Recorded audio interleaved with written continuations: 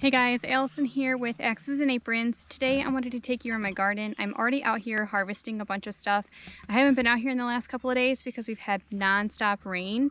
So I need to get out here regardless. Right now it's like misting and been kind of yucky anyway, but the food's gonna rot if I don't grab it. So figured this would be a good time to show you what I've still got in the garden in September, and probably won't show you everything because some of the stuff is kind of boring, like tomatoes. Everybody has tomatoes, but I'll show you some of the other stuff that I have going on. This first box is sweet potatoes and quite frankly a lot of weeds, but that's okay. Sweet potatoes were a must for me because they are so high in calorie and so nutrient dense that I really just want to get good at growing sweet potatoes, honestly. So I grew the slips on my own. These are pretty much the only thing that I was able to take from my house when I moved here to our homestead, but they're doing really well and it's pretty close to me harvesting them. I'm gonna give them a little bit more time, but very soon. And I've got like beefsteak tomatoes over there. Got a lot of cherry tomatoes. Got to harvest a bunch of this. This is pretty much all tomato box. And basil. I have purple basil too. Here's the purple basil. I've picked a lot of it already. Honestly, the purple basil was not my favorite. It was very coarse, very thick texture, kind of hard to work with, but it had a great flavor. I don't think I'll be growing that again next year though. Planted some soy. I don't really know how I feel about that. I kind of feel like I wasted some space with that. I'd also like to mention that I have only raised beds right now, and next year we are going to be expanding like significantly. So this is the future home of our garden next year. We're going to have an area tilled and we'll fence it in. So hopefully we grow around 10 times as much food as what we have now. It's a lot of work ahead of us, but I think we're up for the job. Our goal is to grow all of our own vegetables, and I think we'll be able to do that here in this field. All right, let's trek home back to the garden where I can show you the rest of everything there. I'm a little jumpy because something is trying to attack our chickens. So I'm like, I don't know what it is. I know it's a cat. I don't know if it's like a feral cat or a bobcat or what, but it's making me a little jumpy. I actually came face to face with a bobcat like within like 2 weeks of living here. So that's why I'm a little on edge, because cats are creepy. They can blend in and hide with everything in the forest, and you can walk right past them and have no idea. But the bobcat I saw, we basically came up on each other and scared each other, and it hissed at me. And then I ran away. Like, you're not supposed to do that, but I did. So now I'm just a little on edge. Something I was thinking about on my walk back was that we utilize the woods as much as possible for food as well. We've foraged leeks. We've recently foraged mushrooms. And I've canned about 5 to 6 jars of raspberry jam from the wild raspberries that grow here, and like thimbleberries. So hopefully in time we learn even more and we find more things out there. More tomatoes.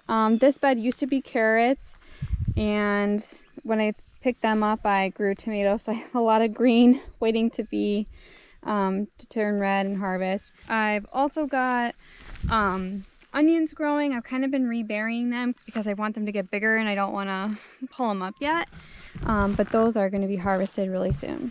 This lonely pepper plant that's struggling, it's trying to take off.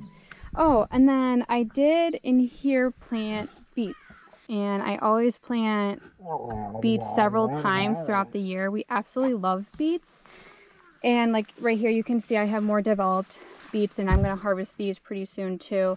And then we'll eat the greens. They're really good and they're really healthy for you. Over here I've got like struggling Brussels sprouts. They should be way farther along, but I don't know. We just had a lot of heat this year. They actually came up way later than I was expecting, but I don't know. It's the first try with those, so we'll try again next year. And then on the other side of the beets, I packed this full of bush beans, like green beans and wax beans. And that's just, we were already starting to harvest these, but like we have so much going on in here and we really love them. So I gotta get going and harvest a lot more of those too. More beans, more beans. And here's my kale. I only ever put 2 kale plants in.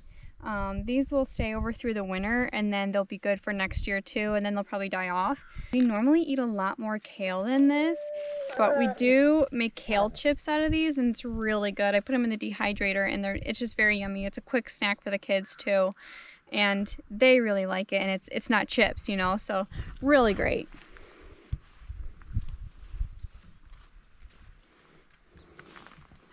Some Swiss chard. I really need to harvest this. I'm going to dehydrate a bunch of it, and then I think I'm actually just going to chop this up and put it into some stir fries this coming week.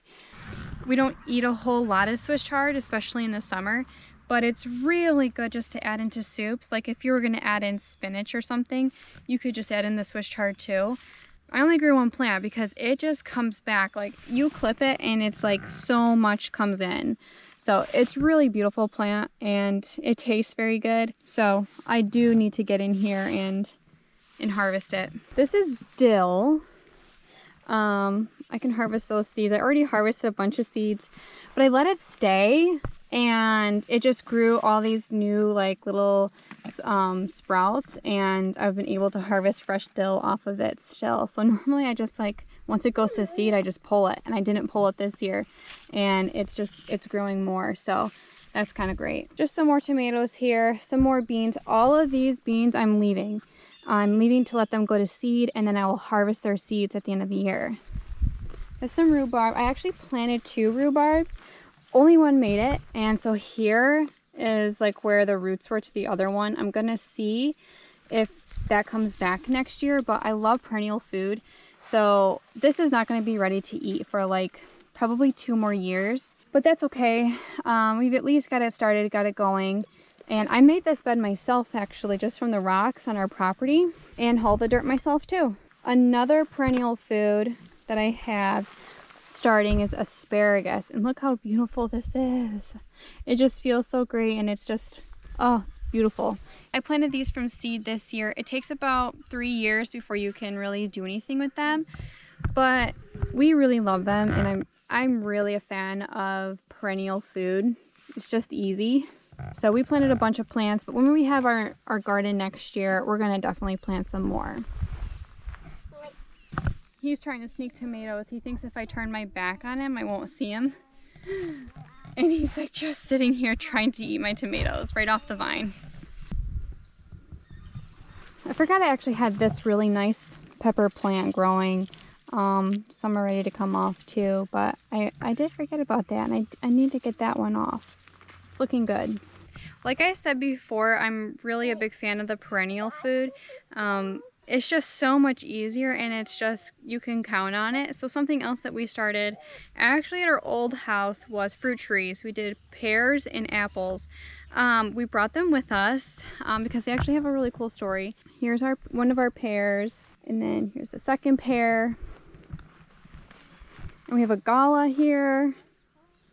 It's doing really well. And another, and then this is a honeycrisp. So the gala and the honeycrisp will pollinate each other. An interesting story with our trees are that when we planted them on the day that my daughter was diagnosed with type 1 diabetes, and it wasn't like we went out and bought these in, you know, memory of her diagnosis day. It was more of, we had just found out from her doctors that she was diabetic, and then we were in this weird limbo of being told to go home and wait for, you know, Children's Hospital to call you to tell you what to do next. So if you can imagine the parents of a newly diagnosed type 1 diabetic, we were really just like really high energy trying to figure out like what to do. We couldn't settle, so we were like, you know what, it's time to plant the trees. So while we were waiting for the call from Children's Hospital, we planted the trees, and that's primarily why I made my husband dig these up and bring them here, because now I think that these trees are like super awesome, and they're now sentimental to me. They weren't intended to be sentimental, but they are now. If you have any cool story like that, let me know in the comments. I really find those types of stories interesting and touching, and I would love to hear them. The last thing I'll show you is our hazelnut bushes. This again is just another perennial food. I am for sure going to get more hazelnut bushes for our next garden next year. We're expecting, it takes a while, like 7 years, a while, to get at least 25 pounds of hazelnuts per bush. And now that's, you know, fighting with the squirrels and everything, so we're probably gonna get a bit less. But that's a significant amount of fat that you are able to just get from the land. I like to have a sort of prepper mindset for my garden. So a reliable source of fat is something I wanted to be able to grow so that I knew we would have it. So this is one of the easier ways for my climate and my zone to get that reliable source and not really have to work for it other than maybe fertilizing it every single year with our compost. Pretty cool thing that we have going on here. I guess the last thing I'll show you, I kind of forgot about, is our zucchini plant. It has given us quite a bit of zucchini, and I've been harvesting it pretty routinely because I do not like to deal with a really large zucchini. So we have a couple growing in there. Zucchini is this weird thing for me. It's the vegetable that I crave in spring, but I can't stand in August because I've had so much of it. But it's like you go all winter without that fresh zucchini, and then it's like what you crave when you plant your garden.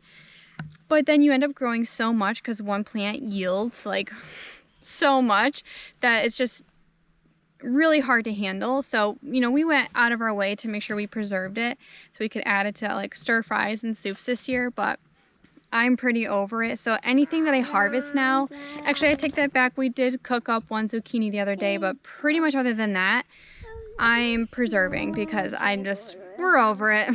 Got some beautiful tomatoes to pick, a lot of stuff here. Something I thought about too before we end this tour, I wanted to kind of show you the fails that we've had and kind of some of the stuff I kind of like let go because I don't really care about because it's not working. One of those things was our pumpkins. I was only going to grow one pumpkin plant and we only got one tiny little pumpkin. The soil here on this part is not good for it, and I did not build that soil up. I kind of just planted it hoping it would work, and it really didn't. And the other thing that was a fail so far is this peanut plant. There's one peanut in there, so I put it back in just to see if anything else will grow. I don't really know why the peanuts didn't grow, but I think I'll try again next year just to see, because it again is another source of fat. I don't know, we'll see.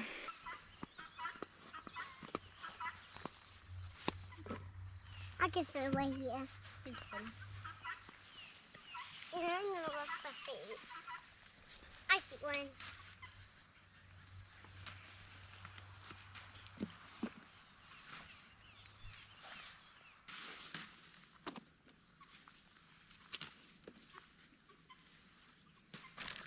So I think that's all we're gonna grab today. We got a lot. We got a really good harvest today, but thank you so much for watching. Please like this video and subscribe to the channel so you don't miss anything else, and I'll see you in the next video.